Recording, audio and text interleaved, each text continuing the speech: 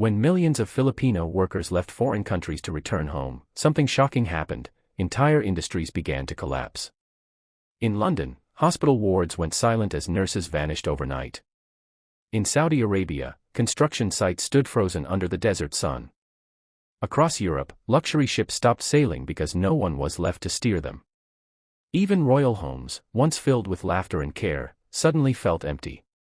These nations, powerful, wealthy, and advanced, all discovered the same painful truth. They couldn't function without the Filipino. For decades, Filipino workers have been the silent backbone of the world, the ones who cared, built, healed, and kept everything moving. In the United Kingdom, Filipino nurses became the heart of hospitals, comforting patients in their darkest hours. In the Middle East, Filipino engineers and builders turned deserts into shining cities. In Japan, caregivers from the Philippines cared for the elderly with patience and love that locals called a gift from heaven. From the decks of massive cargo ships to the classrooms of international schools, the Filipino spirit was everywhere, working quietly, faithfully, and without complaint.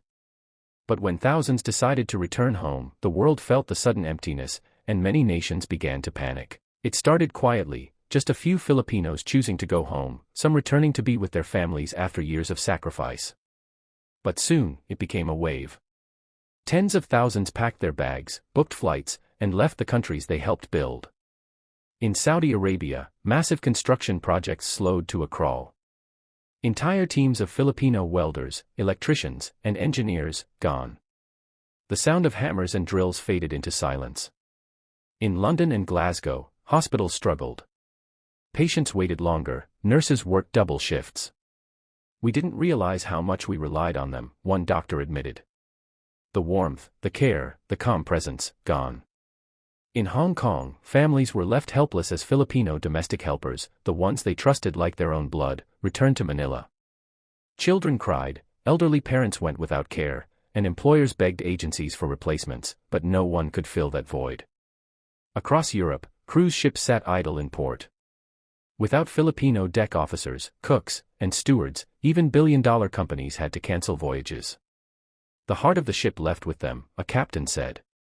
The world's engines began to slow, not because of machines, not because of systems, but because the people who kept them alive had finally stopped. That's when every nation realized the system wasn't built on money or power. It was built on Filipino hands. The impact was felt everywhere, not in headlines, but in silence. Planes still flew. Cities still glowed. But something was missing. The rhythm of the world, that quiet heartbeat that kept hospitals alive, ships sailing, and homes running, began to fade. In the Middle East, skyscrapers once rising fast now stood half-built, echoing with the ghosts of unfinished work. The laughter that once filled work sites was gone, replaced by the hum of machines no one knew how to fix. In the United Kingdom, hospital corridors felt colder. The cheerful voices that once filled the night shifts were replaced by exhaustion and quiet frustration. Patients waited longer, nurses cried in break rooms, and management realized they had underestimated the spirit behind the skill. In Japan, elderly care homes grew quieter than ever. Many seniors asked the same heartbreaking question: where is Maria? Where is Jose? They didn't just lose caregivers, they lost companions who treated them like family. Even in Europe, where cruise lines once glittered with life, ports were suddenly still. Ships that had sailed across the world now rested, motionless, as if mourning the crew that had kept them alive. The world slowed, not because of war, not because of crisis, but because of the absence of something invisible yet powerful, the Filipino soul. The dedication, warmth, and resilience that had powered global industries had gone quiet. And the world realized that what they lost wasn't just manpower, it was heart. It didn't take long for the world to realize what it had lost.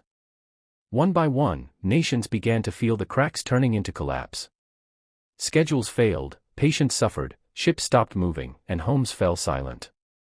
And suddenly, the world that once overlooked the Filipino worker began to beg for their return. Governments started offering higher salaries and special contracts. Recruitment agencies reopened with desperate urgency. Some countries even changed visa rules overnight, all for one goal: to bring back the Filipinos they once took for granted. In Saudi Arabia, hospitals posted open pleas for Filipino nurses, calling them the heart of healthcare. In Japan, care homes increased pay by nearly double, saying no one could replace the warmth of a Filipino hand. In Europe, companies sent personal letters to their former crew members, not job offers, but apologies. "We need you back," one letter read. "The ship isn't the same without you."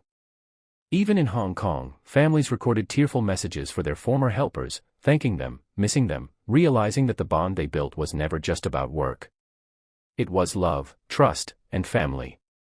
For the first time, the world didn't just see Filipinos as workers. They saw them as the invisible foundation of every system, the ones who made the world breathe, heal, and move. Regret-filled boardrooms, government offices, and homes across the globe. But for many, it came too late. The Filipino had already come home, and the world was left wondering how to run without them. From the east to the west, the story was the same: 15 nations, each with their own power and wealth, but all united by one realization. They had lost something the world could never replace. In the United Kingdom, hospital wards echoed with silence. The laughter, care, and warmth of Filipino nurses were gone, and patients felt it. In Saudi Arabia and the United Arab Emirates, projects slowed, oil sites went quiet, and managers admitted that no one worked with the same discipline and loyalty. In Japan, elderly homes grew lonelier. Caregivers who once sang Filipino songs to their patients had returned home, leaving an emptiness that money couldn't fill. In Hong Kong and Singapore, apartments stood empty of life. Children waited by the door, calling the names of their Filipino nannies who had become like family. In Canada and the United States, hospitals and retirement homes struggled. The ones who worked quietly through the hardest nights were suddenly gone. In Italy and Spain, homes that once smelled of warm Filipino cooking turned cold. Families realized they hadn't just lost a helper, they lost a heart. On the seas, in Norway, Greece, and Germany, global shipping giants were forced to cancel voyages. "No one runs a ship like a Filipino," one captain said. Even in Australia and New Zealand, communities felt the difference. Schools, farms, and clinics all slowed down as Filipinos returned to their islands. 15 nations. Different cultures. Different languages. But one truth. When the Filipino left, the world slowed down. They realized the strength of a nation that never sought to conquer, only to serve, to build, to heal.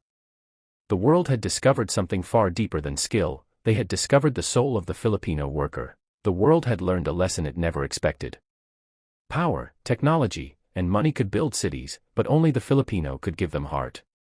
When Filipinos came home, they didn't return in defeat. They came back in dignity, to the very soil that raised them, to the families that waited, to the islands that had always called them home. And as they stepped off those plains, something changed. The world realized that the Filipino spirit was never meant to serve, it was meant to shine. In every hospital, in every home, in every ship and school left quiet, people began to understand what made the Filipino different. It wasn't just the hard work. It was the compassion. The patience. The faith that no distance, no language, and no hardship could break.